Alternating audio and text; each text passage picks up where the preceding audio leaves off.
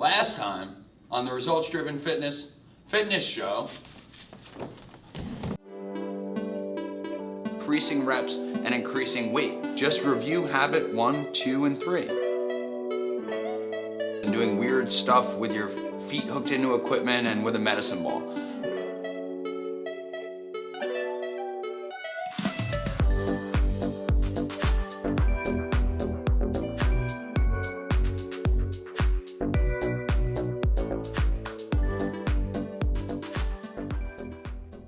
Welcome back, everybody. This is the Results Driven Fitness Show.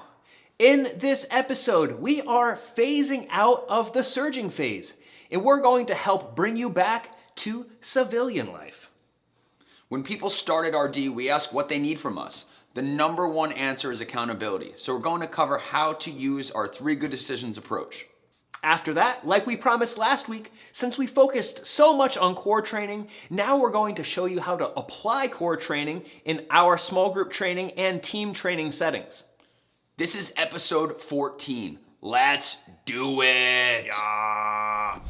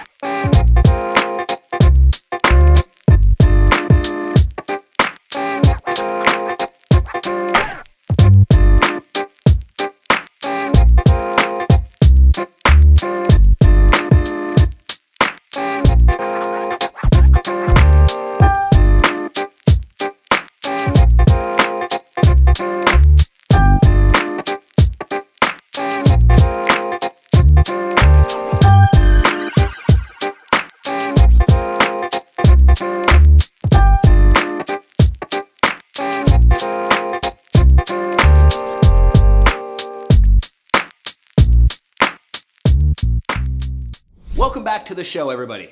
One of the biggest differences between our gym and other larger scale gyms is the connection we have with our members. With thousands of members at a gym, how can a facility like that pay attention to everybody? They're just collecting your money if you don't show up. When people start at RD, we ask how we can help them. The number one answer is always accountability. Accountability simply means to account for one's actions. To most people, that means the coach will check in with them to see how they're doing on their process goals, whether it be training or nutrition. It's hard for a coach to hold someone accountable if there's nothing being measured. Without metrics, a client is less likely to put in consistent effort because there's nothing for the coach to evaluate. If we're talking about accountability, food journaling checks both boxes on a macro level. Now, we don't mean carbs and fats and proteins, we mean large scale. Food journaling can be tedious, and like Ed mentioned last week, eventually people run out of motivation to start food journaling. So what if you just aren't in the right headspace to track every day, measure your adherence to the plan, and then make systematic changes? Scale back from macro to micro. Find a way to make 3 good choices every day. Making better decisions daily, committing to a number, and tracking is a simple way to ensure you can have top-of-mind awareness without the overly structured nature of food journaling. In any endeavor, we suggest building small victories into your process. Sometimes goals take longer than we think to achieve them, so strategically building small wins into your process will make everything more bearable. Reaching a goal can be a lot of work, so having the stepping stones will help you succeed in the long run. The number 3 is a random number. There's no science behind it. But for me, making 3 decisions each day helps me rest easy knowing I didn't completely throw my day down the drain. For example, choosing to iron clothes for 2 days because I want to work out the next morning.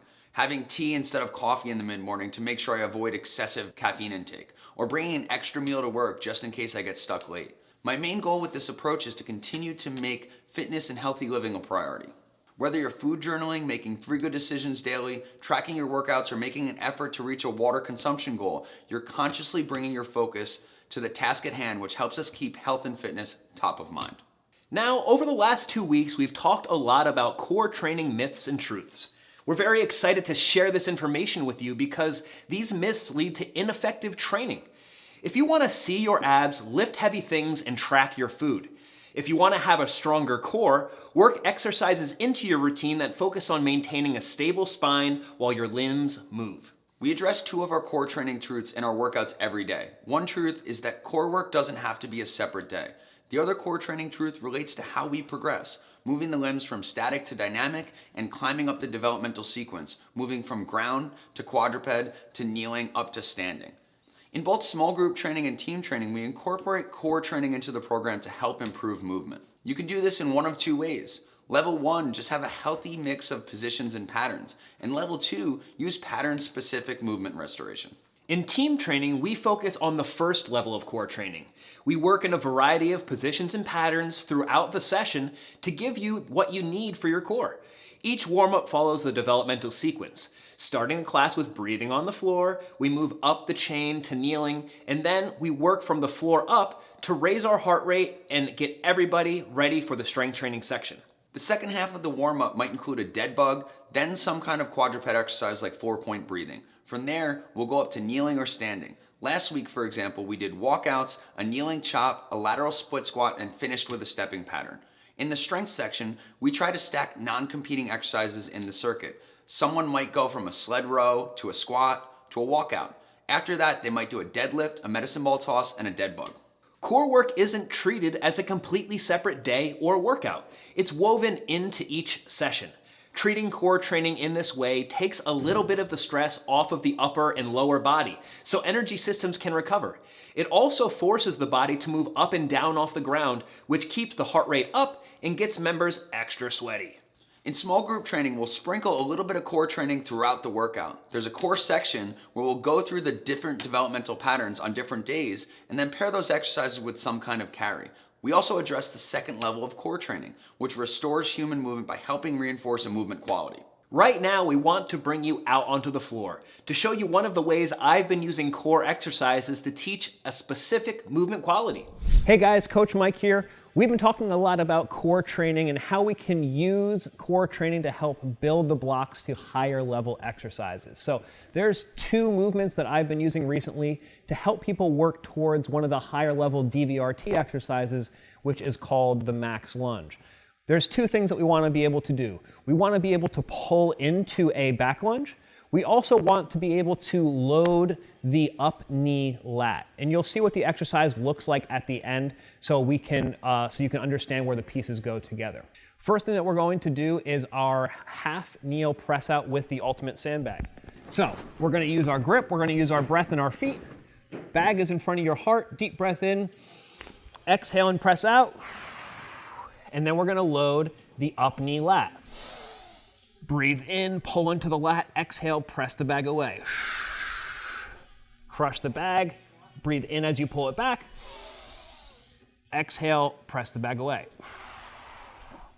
So that is our press out with the ultimate sandbag. The other exercise I've been using is a single leg bridge to help people learn to pull into the back lunge. So we're going to be on our back here.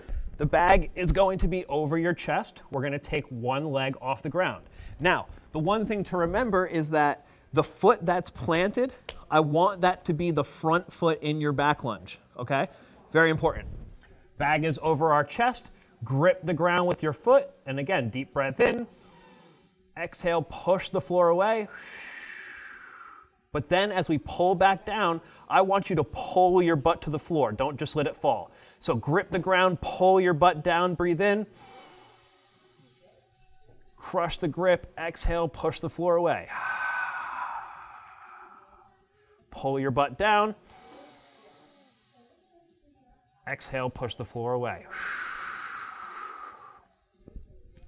So that will teach our clients that we're working with in the session to be able to pull into the back lunge, all right? So we taught them to connect the foot. We taught them to pull into the movement. We also taught them the breath cadence. Now we're gonna take both of those things, put them together for our max lunge. Now, typically we might use a little bit heavier bag, but this is fine for the demonstration. We're gonna hold these grips, and now if this is the planted foot that we used in our bridge, this is the planted foot in the up knee lat that we talked about before. Now we're going to go into the max lunge. We're going to load the lat. We're going to pull into the back lunge. This is what it's going to look like. So crushing the grip, pulling the handles apart, grip the ground with this foot, and then we're going to pull into this lat. So grip the ground, pull into the lat, step back with the back lunge, and pull into that back lunge, and then drive yourself back up. Drive back, pull into the left lat, and back up.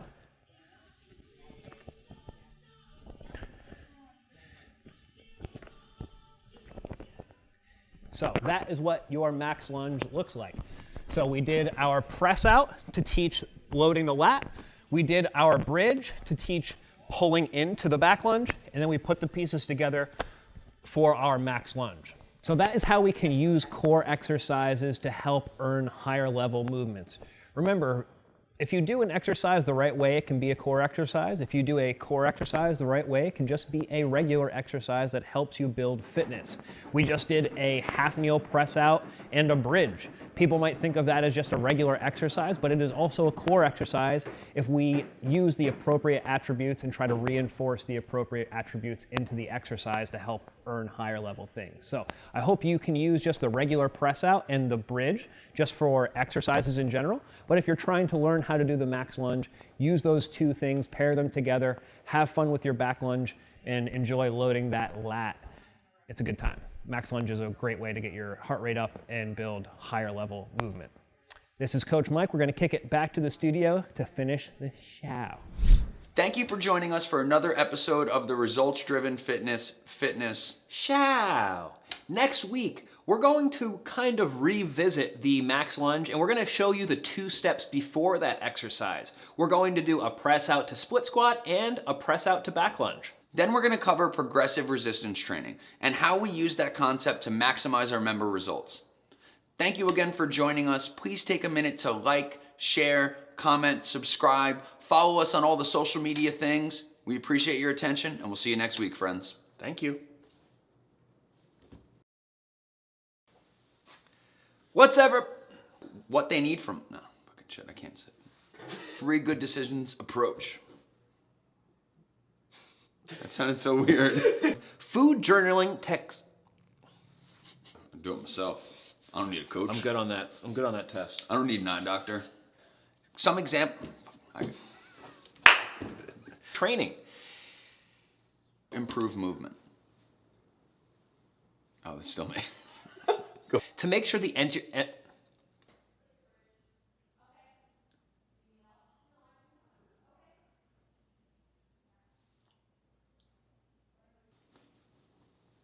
Pause. In small group. In court. Yep, see, I still can't do it. Pause it. Helmet. Right now, we want to bring you All by myself. And then we're going to go into the back end metrics that help us. No, back end. There it is. And follow, subscribe us on all the social media. Subscribe us. Subscribe.